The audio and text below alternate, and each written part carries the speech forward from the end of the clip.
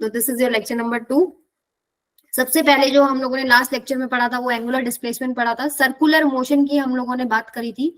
तो मान लीजिए एक पार्टिकल पी पॉइंट से घूमता हुआ सर्कल के अलोंग, मतलब आर्क के अलोंग यहां पहुंचता है क्यू पॉइंट पर। सो जो ये एंगल घूमा उसको आप क्या बोलते हो? Angular displacement. सो अगर आप इसका डेफिनेशन लिखना चाहें फॉर योर बोर्ड पर्पस तो वो भी लिख सकते हो, angle through which body revolves or rotates, angle through which body revolves or rotates around a centre or axis, दोनों हो सकते हैं, around a centre or axis in a specified sense, in a specified sense, मतलब एक particular sense में, मतलब clockwise चल रहा हो, एंटी क्लॉकवाइज चल रहा हो, ठीक है। स्पेसिफाइड सेंस में क्या आएगा? Clockwise and anti clockwise. So definition important है, ध्यान से सुनो क्या है। Angle through which body revolves, revolve भी कर सकती है, रोटेट भी कर सकती है, around a centre or axis in a specified sense, मतलब एक पॉइंट से दूसरे पॉइंट पर घूमी है तो कितना एंगल गया है, that is called angular displacement. इसका डायमेंशन क्या होता है? एंगुलर डिस्प्लेसमेंट का कोई डायमेंशन नहीं होता, m0 l0 t0। यूनिट क्या होती है? रेडियन। एंगल की यूनिट, ऐसा यूनिट क्या है? रेडियन। और दूसरी क्या होती है? डिग्री। सो 360 डिग्री में आपको पता है कितने रेडियंस होते हैं? 2 पाई। अगर 1 डिग्री में मुझे रेडियन देखना हो तो कितना होएगा? 2 पाई बाय में 360, यानी कि पाई बाय में 180। So you can convert degree to radian, radian to degree, ये आपको पता होना चाहिए। जैसे 360 में 2 पाई है या फिर 180 में पाई है, कि कोई भी आप एक इस्तेमाल कर सकते हो, ठीक है ये चीज। इसके बाद हम लोगों ने एक इंपॉर्टेंट रिलेशनशिप डिराइव किया था कि जो थीटा है, जो ये जो इसने डिस्टेंस एंगुलर डिस्प्लेसमेंट लिया है, वो इस आर्क लेंथ से कैसे रिलेटेड है। इस आर्क लेंथ को हम एस से रिप्रेजेंट करते हैं, राइट। तो थीटा की वैल्यू क्या होती है आपके पास? आर्क लेंथ बाय में रेडियस, राइट, जिसको हम एंगुलर डिस्प्लेसमेंट को लीनियर डिस्प्लेसमेंट से कहीं ना कहीं रिलेट करते हैं। तो theta is equal to arc length by में रेडियस, या आप ऐसे भी लिख सकते हो एस बाय में आर।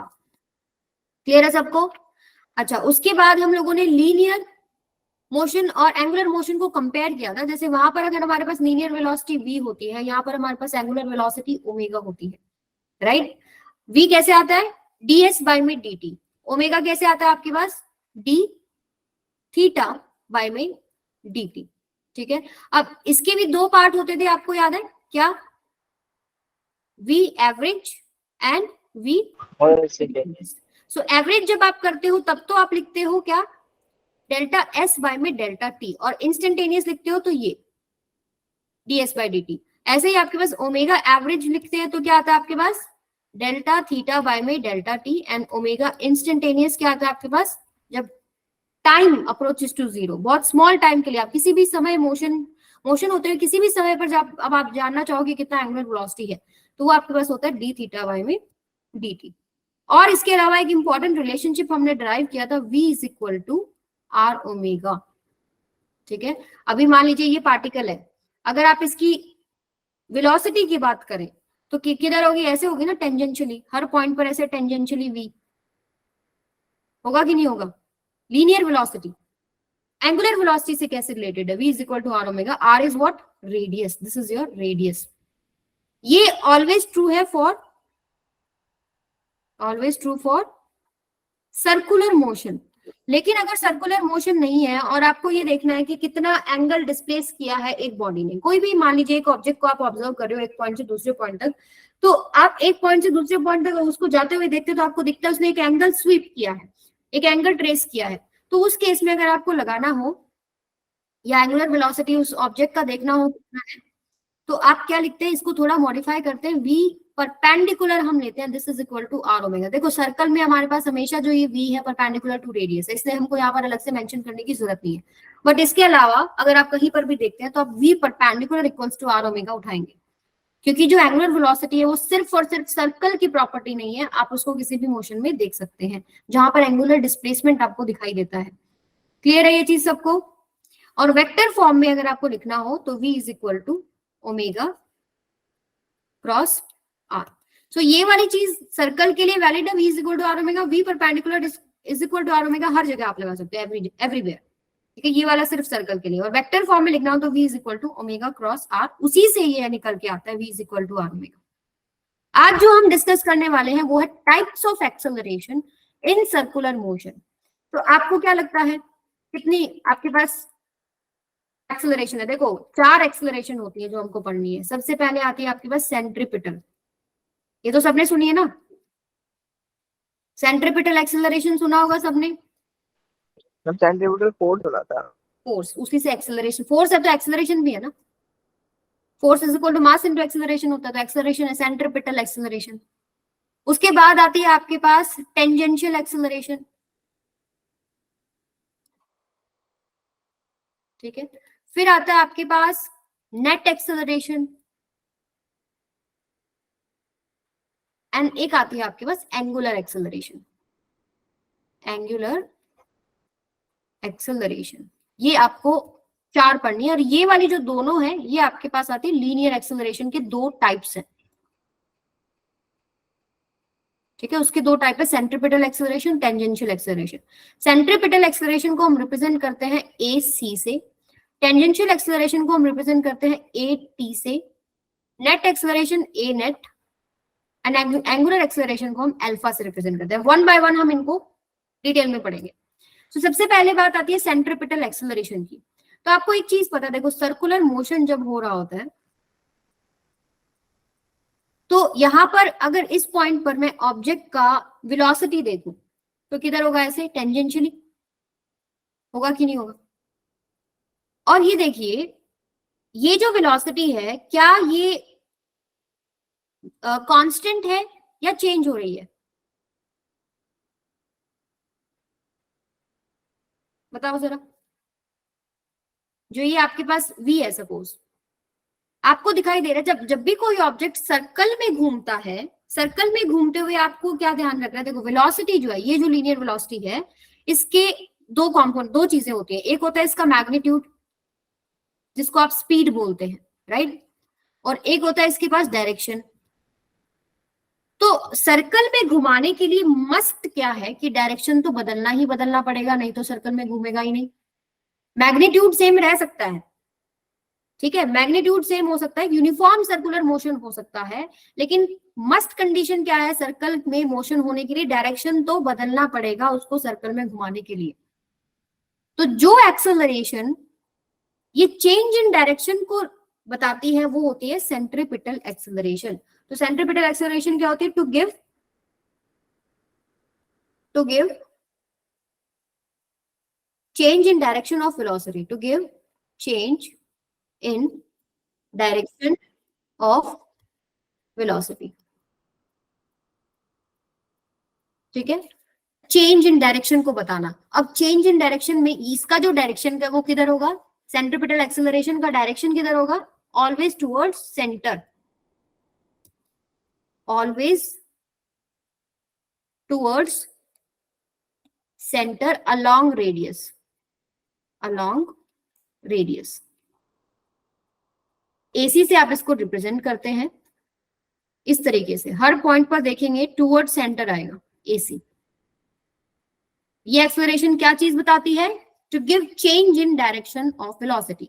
जो वेलोसिटी है उसके 2 हिस्से, एक मैग्नीट्यूड एक डायरेक्शन। डायरेक्शन हमेशा सर्कुलर मोशन में बदलेगी, वो कांस्टेंट नहीं है। मैग्नीट्यूड कांस्टेंट हो सकता है एंड वेरिएबल भी हो सकता है। एग्जाम्पल क्या है? डायरेक्शन, सिर्फ डायरेक्शन बदले, उसका एग्जाम्पल क्या है? यूनिफॉर्म सर्कुलर मोशन, जिसमें आपके पास स्पीड तो ठीक है, स्पीड सेम रहती है, यहाँ पर भी आपके पास 2 मीटर पर सेकेंड, यहाँ पर भी 2 मीटर पर सेकेंड, यहाँ पर भी 2 मीटर पर सेकेंड, वो कांस्टेंट है, बट डायरेक्शन बदलेगा। सो वेलोसिटी हमेशा सर्कल में जो है ये वेरिएबल है, it is not a constant quantity. Speed आप कर सकते हो कांस्टेंट, बट डायरेक्शन बदलेगा। डायरेक्शन बदलने की वजह से सर्कल में वेलोसिटी हमेशा वेरिएबल हो गई, इस वजह से इसके पास एक्सेलरेशन आई। एक तो आई कौन सी? Centripetal acceleration. ये बात सबको क्लियर है? अब इसका वैल्यू कितना होता है? एसी की वैल्यू होती है v² बाय में आर। ये फॉर्मूला होता है, इसका डेरिवेशन हम आगे आने वाले लेक्चर्स में करेंगे। अभी के लिए याद रखो कि सेंट्रीपिटल एक्सेलरेशन का फॉर्मूला क्या होता है, v स्क्वायर बाय में आर। एक रिलेशनशिप आपने सर्कल की मोशन के लिए पढ़ा है, v is equal to are omega. So यहाँ से आपके पास AC का एक फॉर्मूला क्या निकल आएगा, R square omega square by में आर। सो आर से आर कैंसिल हो गया, R omega square. So centripetal acceleration का फॉर्मूला याद रहना चाहिए, v स्क्वायर बाय आर, और दूसरा फॉर्मूला क्या है, आर ओमेगा स्क्वायर, एंड इसका डायरेक्शन किधर होगा, towards the centre along the radius. Clear है ये चीज सबको? ठीक है, सेंट्रीपिटल एक्सेलरेशन में इतनी कहानी है। फिर हम आते हैं टेंजेंशियल एक्सेलरेशन पे, उसी सर्कुलर मोशन की बात करते हैं। चलो डायरेक्शन को तो हमने समझ लिया कि एक सर्कल में डायरेक्शन तो हमेशा बदलती है, उस डायरेक्शन के चेंज को कौन सा एक्सेलरेशन डील कर रहा है, सेंट्रीपिटल एक्सेलरेशन। अभी देखिए इसी पॉइंट पर अगर मैं बात करूं वेलोसिटी की, एक इसके पास मैग्नीट्यूड है, एक इसके पास डायरेक्शन है, डायरेक्शन का डन हो गया। अब बात करते हैं मैग्नीट्यूड की। ठीक है, सो जो मैग्नीट्यूड के चेंज की बात करें वो कौन सी एक्सेलरेशन है, टेंजेंशियल एक्सेलरेशन। तो it is due to change in speed. Magnitude क्या है, speed, due to change in speed of object या पॉइंट, व्हाटएवर, जो भी आपका यहाँ पर पार्टिकल हो सकता है, पॉइंट हो सकता है, ऑब्जेक्ट हो सकता है। सो आप ऐसे लिखेंगे, that is due to change in magnitude, due to change in magnitude. इसको रिप्रेजेंट हम किससे करते हैं, ए टी से। अब ए टी को रिप्रेजेंट कैसे करें, ए टी का जो फॉर्मूला हम लिखते हैं वो लिखते हैं, देखो एक्सेलरेशन होता है क्या, change in velocity by change in time. ठीक है, सो हम लोग यहाँ पर लिखते हैं डी वी बाय में डी टी। ऐसे नहीं लिखेंगे, ये गलत है। हम कैसे लिखेंगे, डी वी का मैग्नीट्यूड यानी वेलोसिटी का मैग्नीट्यूड हमको लेना है और उसका चेंज देखना है विद रिस्पेक्ट टू में टाइम। क्योंकि देखो वेलोसिटी का जो डायरेक्शन है, वेलोसिटी में आपके पास क्या है, दो एक्सेलरेशन है, एक अंदर की तरफ है सेंट्रीपिटल एक्सेलरेशन, और ये वाली जो एक्सेलरेशन रहेगी ये किधर रहेगी, इफ velocity is increasing या if speed is increasing लिख लो, if speed is increasing, if speed is increasing then direction of AT is parallel to V, यानी जो आपने स्पीड लिया है इसके पैरेलल, यानी AT इधर लगेगा ऐसे, इसका भी इधर लगेगा AT, इसका भी इधर लगेगा AT। ठीक है, इफ स्पीड इज डिक्रीजिंग, उस केस में क्या डायरेक्शन होएगा, opposite, then direction of AT is opposite to V। कैसे, मान लीजिए ये आपके पास है, अगर डिक्रीज हो रही है स्पीड और इधर इसका टेंजेंशियल, इस पॉइंट पर अगर हम चेक करना चाहते हैं इसका इधर डायरेक्शन है, तो AT का डायरेक्शन किधर होगा, अपोजिट में, तभी ये डिक्रीज होगा। ये बात सबको क्लियर है, ये समझ में आया ना आपने ऐसे क्यों लिखा है, क्योंकि हम इसमें मैग्नीट्यूड के चेंज की वजह से बात कर रहे हैं। हाँ जी बोलिए बेटा। तो यह लिख सकते हो आप, चेंज इन स्पीड बाय में change in time. So speed यानी कि होता है मैग्नीट्यूड, तो मैग्नीट्यूड को हम वेक्टर फॉर्म में ना दिखा के यहाँ पे ऐसे, ये जो चीज आप लगाते हो किसी भी क्वांटिटी के, वेक्टर क्वांटिटी के लिए, तो ये क्या बताता है आपको कि उसका मैग्नीट्यूड आपने कंसिडर किया है। डायरेक्शन के लिए हमारे पास क्या है, सेंट्रीपिटल एक्सेलरेशन। यहां तक सबको क्लियर है? Yes ma'am. ओके, सो यहां से देखो हमारे पास दो चीजें निकल के आई हैं। अगले पे चलते हैं। अगर मैं दोनों एक्सेलरेशंस को दिखाऊं आपको, मान लो इस सर्कल का एक पार्ट है, यहां से अगर मैं वेलोसिटी को ड्रॉ करूं तो ये हो गया। ठीक है, सो मान लीजिए स्पीड इंक्रीजिंग है, इफ स्पीड इज इंक्रीजिंग, वो वाला केस लिया हम लोगों ने, तो आपके पास ये जो जो टेंजेंशियल एक्सेलरेशन है वो it is in the direction of speed, ये मान लो v है, और जो सेंट्रीपिटल एक्सेलरेशन है वो हमेशा टुवर्ड्स द सेंटर, ये हो गया आपके पास AC, मान लो ये आपके पास है सेंटर। सो ये जो एंगल बनता है इनके बीच में, एंगल कितना बनता है, 90 डिग्री का। ये बात सबको क्लियर है? आपको कुछ बुक्स में ऐसे भी देखने को मिल सकता है, मान लो ये आपके पास वही, और ऐसे लिखा गया होगा वहां पर कि जो ये वाला एक्सेलरेशन है, जो टेंजेंशियल एक्सेलरेशन है, उस ये मान लो ये v आपके पास स्पीड है इस डायरेक्शन में, वेलोसिटी मान लो सर्कुलर मोशन में, सो जो टेंजेंशियल एक्सेलरेशन है वो it is in the direction of v, तो आप इसको किस नाम से, दूसरे नाम से क्या जानते हैं? Parallel acceleration, parallel to v, parallel acceleration. AT को क्या बोल देते हैं कुछ बुक्स में? Parallel acceleration. और कुछ बुक्स में इसको क्या बोलते हैं, जो आपके पास सेंट्रीपिटल एक्सेलरेशन है, that is perpendicular to velocity, तो इसको क्या बोलेंगे? Perpendicular acceleration, perpendicular acceleration. तो कभी इसमें कंफ्यूज नहीं होना, परपेंडिकुलर एक्सेलरेशन मतलब किसकी बात कर रहे हैं? एसी। पैरेलल एक्सेलरेशन मतलब किसकी बात कर रहे हैं? A T. अगर स्पीड इंक्रीजिंग है then it is parallel, otherwise क्या होता? एंटी पैरेलल, इस डायरेक्शन में होता था। बट सेंट्रीपिटल एक्सेलरेशन और टेंजेंशियल एक्सेलरेशन में तब भी एंगल कितना रहता? 90 डिग्री का। ये बात सबको क्लियर है? अब यहां से एक चीज इंपॉर्टेंट बात देखो, एक रिजल्ट कि चलो ठीक है आपने लिख लिया एटी की वैल्यू है आपके पास डी वी बाय में डी टी, मतलब चेंज इन स्पीड बाय में चेंज इन टाइम, ये लिखा है ना आप लोगों ने? मान लो आपने लिख लिया ये क्या है? डी वी बाय में डी टी, ठीक है, चेंज इन स्पीड बाय में change in time. If speed is constant, मतलब चेंज नहीं हो रही समय के साथ, चेंज हो सकती है ना, चेंज ही तो होगी आपके पास। मान लो यहाँ पर आप 2 मीटर पर सेकंड, जो आपने बहुत तेजी से दौड़ा तो 3 मीटर पर सेकंड एंड 5 मीटर पर सेकंड, तो स्पीड बढ़ सकती है। बट अगर स्पीड नहीं बढ़ रही है तो एटी क्या हो जाएगा बेटा? जीरो। कोई भी चीज अगर कांस्टेंट हो गई उसका डिफरेंशिएशन क्या हो जाएगा? जीरो। तो आपके पास कांस्टेंट स्पीड के लिए एटी क्या है? जीरो। बट क्या एसी जीरो होगा? But AC is not zero, क्योंकि एसी की वैल्यू क्या थी? वी स्क्वायर बाय में आर। तो कांस्टेंट वैल्यू है, सपोज कुछ भी, उसका स्क्वायर बाय में आर कर दूंगे तो ये जीरो तो नहीं हो रहा ना, यहाँ तो डिफरेंशिएशन वाली टर्म ही नहीं है। तो एटी जीरो हो सकता है बट एसी हमेशा होगा। सेंट्रीपिटल एक्सेलरेशन सर्कुलर मोशन अगर है तो रहेगा ही रहेगा। एटी जीरो हो सकता है अगर आपके पास स्पीड कांस्टेंट है, तो यानी यूनिफॉर्म सर्कुलर मोशन है उसके लिए आपके पास एटी क्या हो जाएगा? जीरो। बट एसी होगा वहां पर। ये बात सबको क्लियर है? अब हम बात करते हैं थर्ड एक्सेलरेशन की, नेट एक्सेलरेशन। नाम से ही आपको समझ में आ गया कि एक तो चलो आपने ड्रॉ कर ली मैम इधर परपेंडिकुलर डायरेक्शन में, ठीक है, इसको आप नाम दे रहे हो एसी। एक आपने कर दी मान लो स्पीड इज इंक्रीजिंग एंड इस डायरेक्शन में, तो इधर आपके पास इसी के पैरेलल क्या होती है? A T. एंगल कितना होता है? 90। सो आपके पास जो नेट एक्सेलरेशन होती है उसको लिखते कैसे हैं? वो इन दोनों की वजह से होती है। ए नेट को हम कैसे लिखेंगे? Net change in velocity by में टाइम। तो ये जो चेंज है, this change is due to, this change is due to both magnitude and direction। But यहां पर एक समस्या है,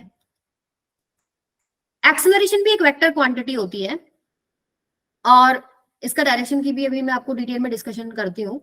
एक वेक्टर क्वांटिटी है and it is equals to DV by DT and velocity is also vector quantity. तो यानी कि नेट एक्सेलरेशन का जो डायरेक्शन है वो वेलोसिटी का डायरेक्शन हो जाना चाहिए, बट ऐसा होता नहीं है।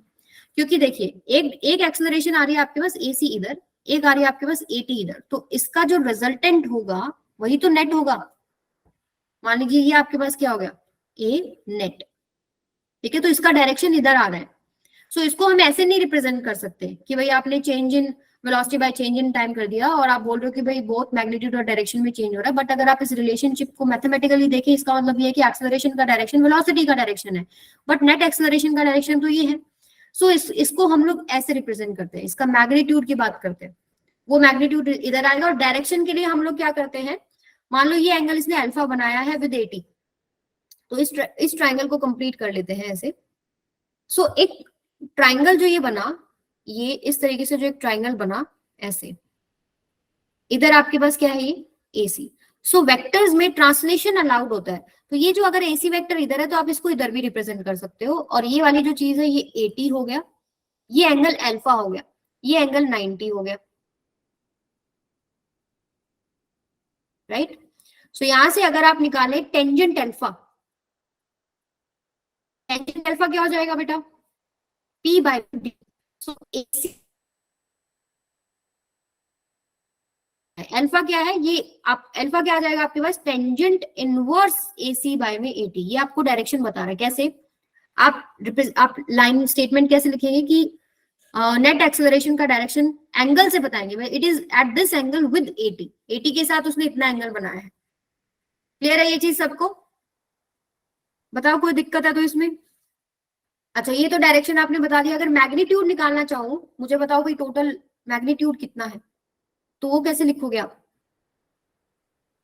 This is equal to under root AC का स्क्वायर प्लस में AT का स्क्वायर। ऐसे कैसे लिखा मैंने, दो वेक्टर्स हैं, दोनों के बीच में एंगल 90 है, दोनों का रिजल्टेंट आपको निकालना है, तो क्या करते हो आप, मान लो एक वेक्टर ए है एक वेक्टर बी है, तो under root A square plus B square plus 2AB cos theta लेते हो ना। यहाँ पर कोस थीटा, थीटा क्या है 90, तो under root A square plus B square हो जाता है जब आपके पास 90 पे दो वेक्टर्स होते हैं। सो एक AC है और एक AT है, तो ये आपके पास क्या हो गया, ये चीज हो गई आपके पास मैग्नीट्यूड। ठीक है, और ये जो चीज है ये क्या हो गया आपके पास, डायरेक्शन। क्लियर है, जब ये चीज सबको बताओ जरा, यहां तक कोई दिक्कत है तो पूछो, एवरीवन प्लीज बताइए, यहां तक क्लियर है। Yes ma'am. अच्छा चलो फिर क्वेश्चन करते हैं, इधर आ जाओ। मान लो आपको V दे रखा है 2T और R दे रखा है आपको 9 मीटर, आपको निकालना है AC AT A net at T is equal to 3 second. करो जरा, फॉर्मूला पता है ना सारे, अभी दोबारा से मैं लिख देती हूँ यहाँ पर, जो आपको याद होने चाहिए बिल्कुल टिप्स पे। पहला तो AC, it is always towards the centre along the radius, जो कि डायरेक्शन में चेंज होने की वजह से आता है। इसकी वैल्यू होती है V स्क्वायर बाय में R। या दूसरा फॉर्मूला क्या होता है, क्या होता है, V is equal to R omega, तो R ओमेगा स्क्वायर, पहला। दूसरा हमने किया टेंजेंशियल एक्सेलरेशन, टेंजेंशियल एक्सेलरेशन का फॉर्मूला क्या होता है, D V का मैग्नीट्यूड बाय में dt, यानी चेंज इन स्पीड बाय में चेंज इन टाइम। ठीक है, और इसके बाद हमने कौन सा किया, ए नेट की वैल्यू आपके पास under root AC square plus में AT square and tangent alpha, alpha याद रखो किसके साथ है, angle of resultant with tangential acceleration, तो this is equal to AC by में AT। ठीक है, तो ये चीज अभी तक हमने पढ़ा। और एक इंपॉर्टेंट चीज पढ़ी, अगर आपके पास स्पीड कांस्टेंट है तो AT आपके पास क्या हो जाएगा, 0 हो जाएगा। बट AT 0 होने से जरूरी, AT 0 होने से आपके पास सेंट्रिपिटल एक्सेलरेशन 0 नहीं होता, वो हमेशा रहेगा, डायरेक्शन हमेशा सर्कुलर मोशन में रहेगा ही रहेगा और बदलेगा। बट मैग्नीट्यूड हो सकता है बदल रहा हो सकता है ना बदल रहा हो, तो ये चीज 0 भी हो सकती है और नॉन 0 भी हो सकती है, बट ये चीज हमेशा नॉन 0 होगी। क्लियर है ये चीज सबको। सो अभी यहाँ से सबसे पहले चीज निकालते हैं, AC is equal to V square by में R। AC निकालना है T is equal to 3 second. So AC की वैल्यू है V स्क्वायर बाय में R, यानी कि अगर आप इसको खोलें तो ये बनेगा आपके पास, V दे रखा है ना 4T स्क्वायर बाय में R, यानी 4 इंटू में टाइम कितना है 3, 3 इंटू 3 बाय में R की वैल्यू कितनी है 9, तो कितना हो जाएगा 4 मीटर पर सेकेंड स्क्वायर। AT की वैल्यू क्या होगी, D by dt of speed का चेंज, तो V आपके पास क्या है 2T ही है, तो ये आपके पास क्या हो जाएगा, डिफरेंशिएशन करोगे 2T का विद रिस्पेक्ट टू T, तो सीधा ही आपके पास क्या होगा 2 मीटर पर सेकेंड स्क्वायर, ये स्पीड ही है आपके पास। ठीक है 2T। अब A नेट क्या होगा, simple under root AC square plus में AT square, so this is equal to under root AC की वैल्यू क्या बेटा 4, 4 का स्क्वायर प्लस में AT की वैल्यू कितनी है 2 का square, this is equal to under root 20। अगर आपको टेंजेंट अल्फा निकालना है आप वो भी निकाल सकते हो, AC की वैल्यू कितनी है 4 बाय में AT की वैल्यू कितनी है 2, 2 1 जा 2 2 जा 4, this is equal to alpha कितना हो जाएगा टेंजेंट इनवर्स 2। ठीक है, क्लियर है सबको। चलो सिमिलरली आप ये वाला क्वेश्चन भी कर सकते हो। हाँ जी, हैंड रेस किया किसी ने, नरगिस बोलो बेटा।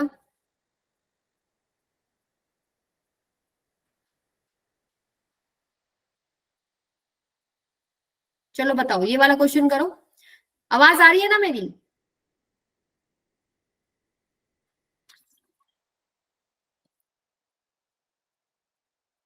ओके, चलिए ये वाला क्वेश्चन करिए और मुझे आंसर बताइए।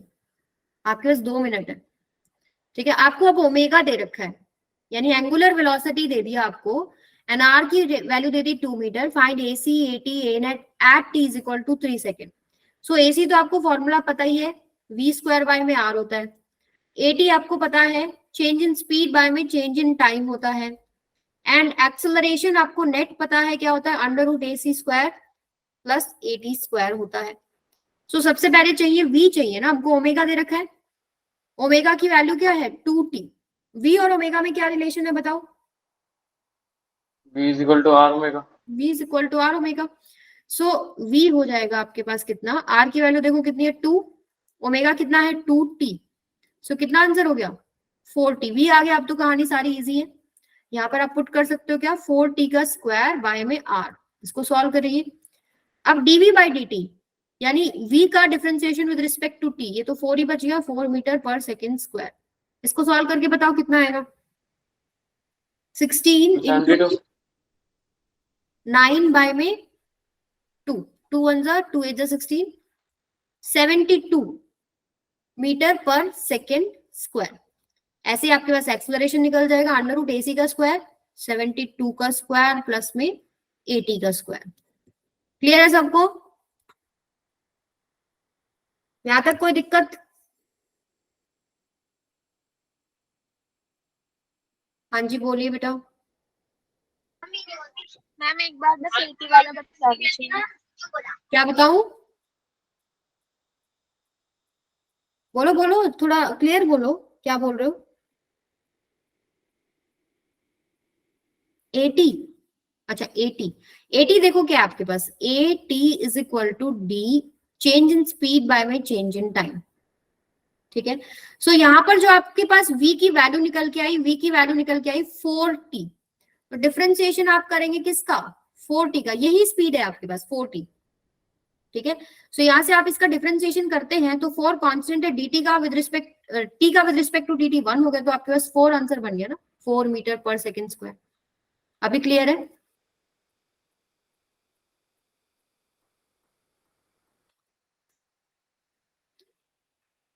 आगे चले Nargis.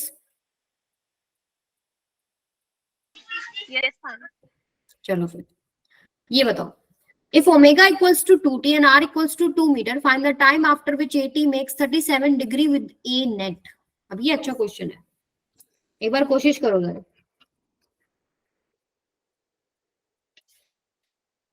if omega equals to 2t, r equals to 2 meter, find the time after which at makes 37 degree with a net। so at जो a net के साथ एंगल बनाता है, वो वाला डायग्राम आपके दिमाग में आना चाहिए। जैसे अगर मैं यहां से बात करूं, मान लो ये आपके पास वो पॉइंट है, यहां से आप देख रहे हो कि एक ऑब्जेक्ट का जो वेलोसिटी है वो कुछ टेंजेंशियली ऐसे होता है, टेंजेंशियली। ठीक है, सो जो 80 है, जब तक कि गिवन नहीं है कि डिक्रीजिंग है, तो हम लोग क्या मान लेते हैं, इंक्रीजिंग स्पीड है, और 80 का डायरेक्शन इधर ही होता है, स्पीड की डायरेक्शन में 80 ऐसे चल रहा हो सर्कल में। ठीक है, अंदर की तरफ क्या होता है, AC। इनका रिजल्टेंट क्या आता है, ए नेट। ए नेट जो एंगल बनाता है वो हम लोग क्या लेते हैं, 80 के साथ जो एंगल बनाता है एल्फा। तो यहां से अगर आप इस ट्रायंगल को कंप्लीट करते हैं तो टेंजेंट एल्फा क्या निकल के आता है, सो ये टेंजेंट एल्फा, ये मान लो 90 हो गया। सो ये 90, इसके सामने वाला हाइपोटेन्यूज ये बेस हो गया, और ये वाला परपेंडिकुलर हो गया। सो यहाँ से अगर आप टेंजेंट अल्फा निकालते हैं, दैट इज इक्वल टू, ये AC को हम यहाँ इस डॉटेड व्हाइट लाइन पे दिखा सकते हैं, because vector translation is possible. Triangle complete कर लिया मैंने, तो tangent alpha is equal to AC by में 80। ठीक है, अब AC और 80 चाहिए मेरे को। अल्फा तो मुझे गिवन है, उन्होंने बोल रखा है पहले कि find the time after which 80 makes 37 degree with the A net, यानी अल्फा तो 37 पता है, tangent 37 degree is equal to AC by में 80। अब चाहिए मुझे क्या, AC और AT। AC देखो क्या होता है, AC होता है v स्क्वायर बाय में r। अभी v तो मुझे नहीं पता, लेकिन ओमेगा इन्होंने दे रखा है, तो ओमेगा अगर 2t है तो v कितना हो जाएगा, v होता है बेटा r ओमेगा, यानी आपके पास r की वैल्यू 2 है और ओमेगा की वैल्यू 2t है, सो v की वैल्यू कितनी होगी 4t। यहाँ पर आप पुट कर सकते हो, अभी टाइम नहीं गिवन है तो ये सीधा हम लोग पुट करेंगे यहाँ पर क्या, 4t का स्क्वायर यानी 16t स्क्वायर, बाय में r की वैल्यू कितनी है 2, यानी 2 1 जा 2 8 जा 16, 8t स्क्वायर आ गया। ऐसे ही आप निकालेंगे 80 होता है डिफरेंशिएशन ऑफ स्पीड, ठीक है। तो यहां से अगर आप देखें स्पीड का वैल्यू कितना है 4t का with respect to t differentiation करोगे क्या आएगा 4 मीटर पर second square. Now we will put here tangent 37 degree क्या होता है, 37 डिग्री का ट्राइंगल सबको पता है, ये अगर 37 है तो ये 3 होगा, ये 4 हो गया, ये 5 हो गया, टेंजेंट 37 क्या हो जाएगा p बाय b, यानी कि 3 बाय में 5। ac की वैल्यू कितनी आई है 8t स्क्वायर, बाय में 80 की वैल्यू कितनी आई है मैम 3/4 होगा। Perpendicular p by b, yes yes yes 4, ठीक है। तो 4 से 4 कैंसिल हो गया। अगर इसको हम सॉल्व करें आगे, ये हो गया 8t स्क्वायर इक्वल्स टू 3, तो t की वैल्यू कितनी होगी √3/8 सेकेंड। इतने समय के ऊपर जो रिजल्टेंट है वो टेंजेंशियल एक्सेलरेशन के साथ कितना एंगल बनाएगा 37 डिग्री। क्लियर है, clear to all of you? Okay, चलिए फिर एक क्वेश्चन और बताओ फिर। 3/4, अच्छा ठीक है। ये बताइए if v is equal to 4 metre पर second and r equals to 2 metre, find AC AT A net। ये मैं नहीं बताऊंगी, आप मुझे खुद आंसर बताएंगे, सबसे मैं इंडिविजुअली पूछूंगी, आंसर बताओ मुझे। बता देती हूँ मैं, ये AC तो 8 मीटर पर सेकंड है। v स्क्वायर बाय में r, अच्छा आप बोल रहे हो 8, ठीक है। 4 इंटू 4 बाय में 2 कर दिया आपने, राइट, 2 1 2 2 4 2 8 मीटर पर सेकेंड स्क्वायर, बिल्कुल सही। 80 बताओ, व्हाट इज 80? क्या लिखते हो आप? Change in speed by change in time. अभी स्पीड का डिफरेंशिएशन, स्पीड कांस्टेंट दे दी ना, टी की तो टर्म ही नहीं है, 4 है बस, तो 4 का differentiation with respect to T क्या हो गया बताओ, 0।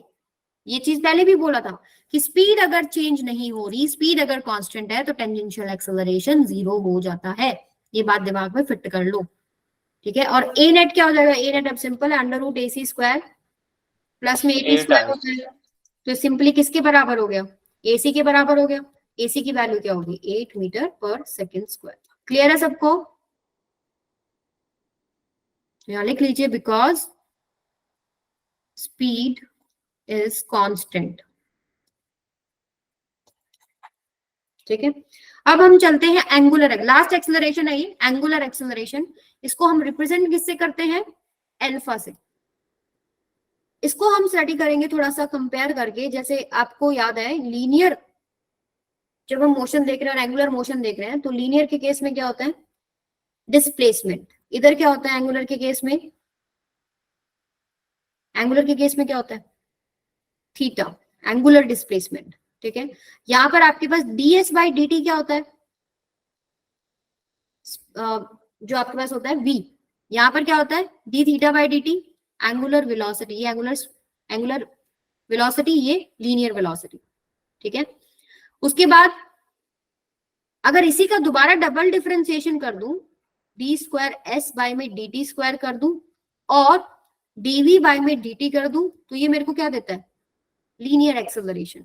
यहां पर d²θ/dt² कर दूं और dω/dt कर दूं, ये मुझे क्या देगा एंगुलर एक्सेलरेशन अल्फा। ये बात सबको क्लियर है? जैसे यहां पर होता था कि v की दो वैल्यू, v इंस्टेंटेनियस आप निकालते थे, v एवरेज निकालते थे, यहाँ पर आप ओमेगा इंस्टेंटेनियस ओमेगा एवरेज, यहाँ पर आप a इंस्टेंटेनियस और a एवरेज भी निकालते हैं, और इधर alpha instantaneous and alpha average भी निकालते हैं। सो अल्फा एवरेज में आप क्या लिखेंगे डेल्टा ओमेगा y में डेल्टा t, और if t is approaching to 0 alpha instantaneous में हम लोग क्या लिख देते हैं d ओमेगा y में dt। ये बात सबको क्लियर है?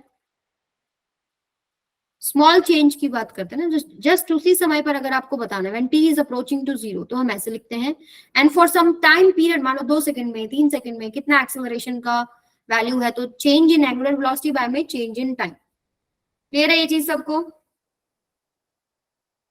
चलो फिर एक क्वेश्चन करो इसी के ऊपर, मैं यहीं पर लिख देती हूँ।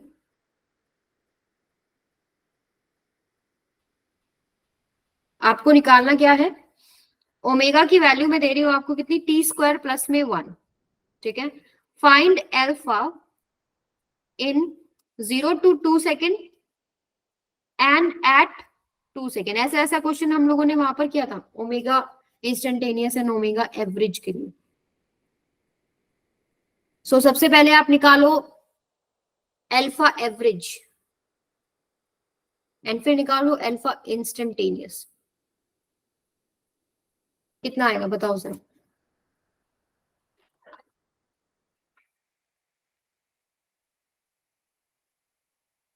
What is alpha average? देखो एवरेज जब आप निकालेंगे तो चेंज इन एंगुलर वेलोसिटी है, final angular velocity minus initial angular velocity. तो angular velocity at 2 second minus में angular velocity at 0 second divided by में change in time, total time कितना है 2 सेकेंड। तो यहां पर आप लिखेंगे ओमेगा एट 2 सेकेंड कितना, टी की वैल्यू 2 पुट करो, 2 2 4 प्लस 1 5 हो गया, माइनस में एट 0 कितना है 1 डिवाइडेड बाय में 2, तो कितना आंसर आ रहा है 2 मीटर पर सेकेंड स्क्वायर। इसकी बात करें तो ये क्या होगा, डी ओमेगा बाय में डी टी, उसका डिफरेंशिएशन करें at T is equal to 3। So पहले इसका डिफरेंशिएशन करेंगे तो आएगा 2t एंड टी की वैल्यू कितनी पुट करनी है 3, तो आंसर कितना हो जाएगा ये 6 मीटर पर सेकेंड स्क्वायर। सो इस तरीके से आप अल्फा एवरेज और अल्फा इंस्टेंटेनियस भी निकाल सकते हो। ये बात सबको क्लियर है? देखिए अब छोटी सी चीज करनी है, ये तो मुझे समझ में आ गया कि यहाँ पर आपके पास क्या है, डिस्प्लेसमेंट है, तो यहाँ पर एंगुलर डिस्प्लेसमेंट है। ये समझ में आ गया यहाँ पर कि ds by D T v है, तो d theta by D T omega है, और सर्कुलर मोशन में इनके बीच में एक रिलेशनशिप निकाली है मैंने, v is equal to are omega, ये निकाला ना। और अगर आपके पास s इक्वल्स टू, अगर यहाँ पर लीनियर डिस्प्लेसमेंट और यहाँ पर एंगुलर डिस्प्लेसमेंट है, इसके लिए भी हम लोगों ने रिलेशनशिप निकाला है, s equals to R theta. Theta is equal to क्या होता है, आर्क लेंथ बाय में रेडियस, तो आर्क लेंथ क्या हो जाएगा आर थीटा, यहाँ पे v क्या हो जाएगा आर ओमेगा। सिमिलरली अगर आपके पास dv by D T acceleration है and d omega by D T angular acceleration है, सो इनके बीच में भी रिलेशनशिप क्या आता है, अल्फा इक्वल्स टू आर। ये आएगा आपके पास a इज इक्वल टू,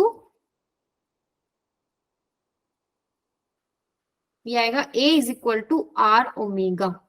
पर सवाल ये उठता है कि ये जो एक्सेलरेशन है ये कौन सा एक्सेलरेशन है, क्योंकि अभी हमने बहुत सारे एक्सेलरेशन पढ़े, टेंजेंशियल एक्सेलरेशन पढ़ा है, सेंट्रीपिटल एक्सेलरेशन पढ़ा है, नेट एक्सेलरेशन पढ़ा है, ठीक है। तो कौन सा एक्सेलरेशन लूं मैं इसको, ये जो एक्सेलरेशन होता है बेटा ये होता है टेंजेंशियल एक्सेलरेशन। टेंजेंशियल एक्सेलरेशन लिखना है तो आप कभी भी सर्कुलर मोशन में ये नहीं बोलते कि a is equal to are omega होता है, आप बोलते हैं at is equal to are omega होता है। ये बात आप ध्यान रखेंगे, आर ओमेगा नहीं sorry R alpha,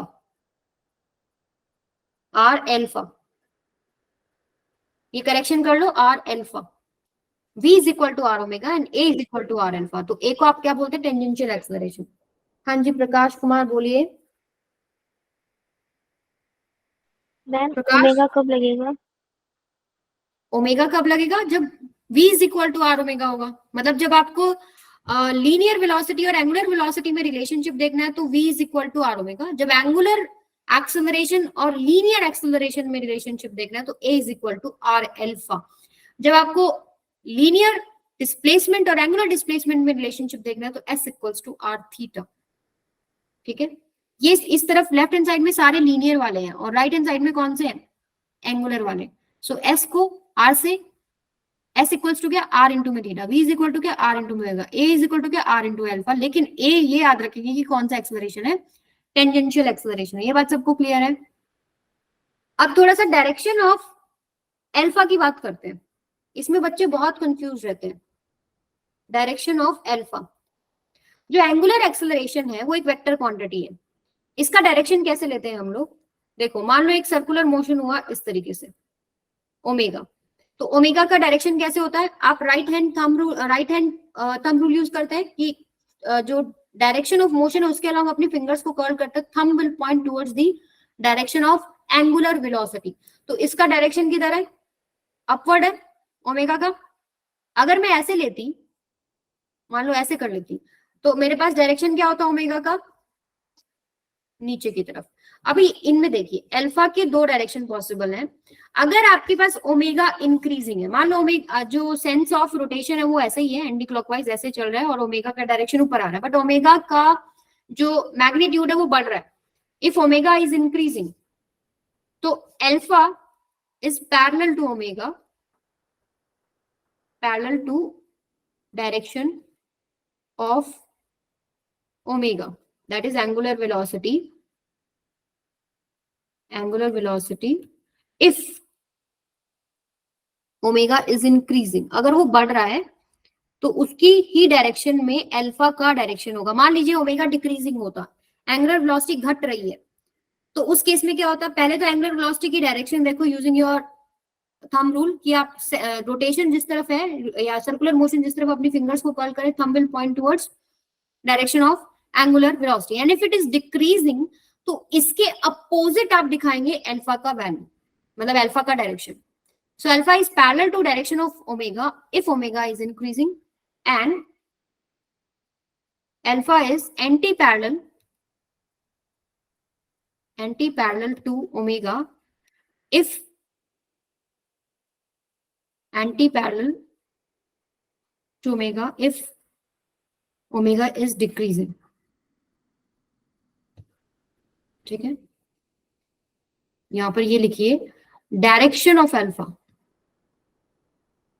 is anti parallel to direction of omega if omega is decreasing. ये बात सबको समझ में आई? अब मुझे आप एक लोग खुद बना के दिखाओ किधर होगी डायरेक्शन, मैं आपसे पूछती हूँ। इफ ओमेगा इज डिक्रीजिंग, सो ये वाला केस मैंने अभी आप लोगों के साथ डिस्कस किया है। अब मुझे आप लोग इसमें बताओ डायरेक्शन किधर होगा। चलो इधर ही बनाती हूँ मैं, इसमें बताओ बेटा।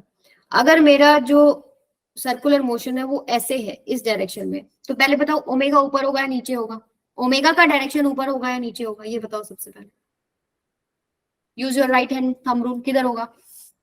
ये ऐसे है इस तरीके से, ठीक है, इस तरीके से चल रहा है। सो अपनी फिंगर्स को कर्ल करें in the direction of motion, तो thumb will point towards the direction of omega. ये बात सबको समझ में आती है कि नहीं आती है? इधर ओमेगा का डायरेक्शन होएगा। एंड अगर मैं बोल रही हूँ आपको कि ओमेगा इज इंक्रीजिंग, डायरेक्शन निकल गया, उसके बाद मैं बोल रही हूँ omega is increasing in quantity, तो आप क्या बोलोगे? जो अल्फा का डायरेक्शन है वो भी नीचे की तरफ पैरेलल टू ओमेगा होगा। अगर ओमेगा डिक्रीजिंग होता तो अल्फा का डायरेक्शन क्या होता? ऊपर की तरफ। अगर ओमेगा आपके पास डिक्रीज कर रहा है तो अल्फा का डायरेक्शन ऊपर, एंड ओमेगा अगर इंक्रीज कर रहा है तो अल्फा का डायरेक्शन नीचे। तो इसमें कंफ्यूज नहीं होना, सबसे पहले ओमेगा की डायरेक्शन निकालो, और फिर अगर क्वेश्चन में ये दे रखा है कि ओमेगा बढ़ रहा है तो उसी के पैरेलल, चाहे ओमेगा ऊपर आ रहा हो चाहे नीचे आ रहा हो, लेकिन अगर वो इंक्रीजिंग है तो उसी के पैरेलल में अल्फा का डायरेक्शन होएगा, और अगर वो डिक्रीजिंग है तो एंटी पैरेलल हो जाएगा। ये बात सबको समझ में आ गई या नहीं आ गई? थम्स अप करो अगर समझ में आ गया तो। पक्का? चलिए, ये तो कहानी हो गई डायरेक्शन की। एटी की वैल्यू समझ में आ गई, आर अल्फा बी सी। इसके ऊपर कुछ क्वेश्चंस करते हैं, छोटे छोटे क्वेश्चंस हैं, फटाफट निपट जाएंगे। If v is equal to constant, v का मैग्नीट्यूड मतलब स्पीड आपको कांस्टेंट दे रखी है, which acceleration is zero and which is non zero, ये आपको निकालना है। तो 1 2 3 4 अपने ऑप्शंस को मैसेज में कमेंट करो जो आपको लगता है कौन सी जीरो है और कौन सी नॉन जीरो है। दिस इज इंपॉर्टेंट, ये सारा कंक्लूजन आ जाएगा, आपको सारा बेसिक समझ में आ जाएगा अगर आप भी जो 3 क्वेश्चन हम करने वाले हैं आपने कर लिए तो। अगर स्पीड कांस्टेंट है, which acceleration is zero and which is non zero, A T क्या होगा? जीरो, जीरो होगा एटी। यस, अगर स्पीड आपके पास कांस्टेंट है बिल्कुल सही जवाब पहला आप लोगों ने बिल्कुल सही दिया है। क्या ये 0 होगा? क्यों 0 होगा? क्योंकि एटी क्या होता है?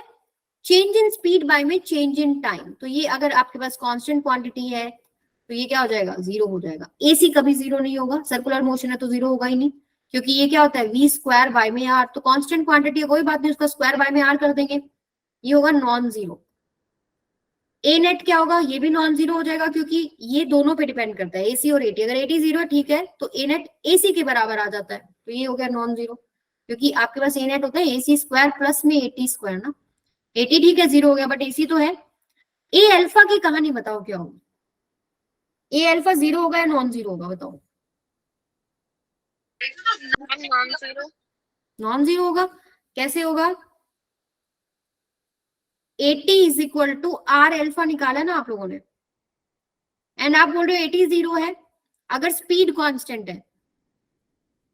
है कि नहीं, तो अल्फा क्या हो गया? 0 हो गया ना? हो गया कि नहीं हो गया? सो दिस इज 0। एटी 0 है तो अल्फा 0 है, because AT is equal to R alpha. दूसरा एक तरीका और है इसको समझने का, अल्फा होता है D omega by D T, ये भी तो लिख सकते हैं। और ओमेगा क्या होता है? v is equal to are omega होता है। अगर v कांस्टेंट है और r भी कांस्टेंट है, रेडियस भी कांस्टेंट, तो ओमेगा भी कांस्टेंट हो गया ना। अगर ओमेगा आपके पास कांस्टेंट हो गया तो अल्फा भी क्या हो जाएगा? 0। दोनों तरीकों से समझ सकते हो, एटी वाले से भी समझ सकते हो और इससे भी। If v constant omega constant, ठीक है, तो ये 0 हो जाएगा। तो ये सारा 0 नॉन जीरो में किसी को समझ में नहीं आ रहा तो पूछो। अगर v कांस्टेंट है तो v is equal to are omega होता है, ओमेगा भी कांस्टेंट हो गया, and alpha D omega by D T होता है, सो अल्फा 0 हो गया। Otherwise you can check through AT also, AT is equal to R alpha, AT 0 तो अल्फा 0। नेक्स्ट क्वेश्चन पे आ जाओ। If v का magnitude is constant, same question है, then in circular motion which expression given below is 0 and which is non-zero? ये वाला expression किस चीज के लिए था? ए नेट के लिए था ना। अगर ये 0 है तो समझ में आता है कि एटी 0 हो जाएगा, लेकिन एसी तो 0 नहीं होगा, AC is not equal to 0, तो ये आपके पास क्या हो जाएगा? Non zero. ये चीज 0 हो जाएगी, सिंपल सी बात है ये तो। अगर ये चीज स्पीड कांस्टेंट है, D omega by D T, अगर स्पीड कांस्टेंट है तो ओमेगा भी कांस्टेंट है, तो ये भी आपके पास क्या हो जाएगा? 0 हो जाएगा। ठीक है, लास्ट क्वेश्चन। अगर स्पीड कांस्टेंट है इन सर्कुलर मोशन, तो अल्फा, एटी और AC among the three acceleration which is constant, इनमें से कांस्टेंट कौन सा होगा? देखो, अगर आपके पास v कांस्टेंट है तो सीधी सी बात है एटी इज इक्वल टू क्या होता है? 0 होता है, क्योंकि एटी की वैल्यू क्या होती है? डिफरेंशिएशन होता है स्पीड का विद रिस्पेक्ट टू टाइम। ये कांस्टेंट, तो एटी आपके पास 0 हो गया। एटी अगर आपके पास 0 है तो अल्फा आपके पास 0 and 0 is a constant number ना, तो ये कांस्टेंट हो गया। एटी की बात करते हैं, एटी तो 0 हो ही गया अगर वो कांस्टेंट है, ये भी कांस्टेंट हो गया। एसी की बात करो, एसी की वैल्यू होती है वी स्क्वायर बाय में आर। अभी देखो यहां से, क्या ये कांस्टेंट है? ध्यान से देखो, एसी हमेशा अंदर की तरफ पॉइंट करता है, किसी भी पॉइंट पर देखो अंदर की तरफ, तो इसका डायरेक्शन तो हमेशा चेंज हो रहा है ना। किसी भी पॉइंट पर देखोगे डायरेक्शन जो है, एक तरफ आ रहा है नॉर्थ में, एक तरफ आ रहा है साउथ में, एक तरफ आ रहा है ईस्ट में, एक तरफ वेस्ट में, इस तरीके से पॉइंट कर रहा है ना। मान लो ये वाला पॉइंट कर रहा है नीचे की तरफ साउथ में, ये पॉइंट कर रहा है ऊपर की तरफ। So direction is not constant, direction is changing. हाँ, आप ये जरूर बोल सकते हो कि इसका magnitude is constant, magnitude constant, लेकिन एक्सेलरेशन जो है वो एक वेक्टर क्वांटिटी होती है। अगर एक भी चीज बदल गई तो आपके पास ये बदल जाएगी, so it is not constant. Clear है ये चीज सबको? सो आज का सेशन हम यहीं तक रखेंगे। अब किसी को कोई डाउट है तो पूछ लीजिए मेरे से।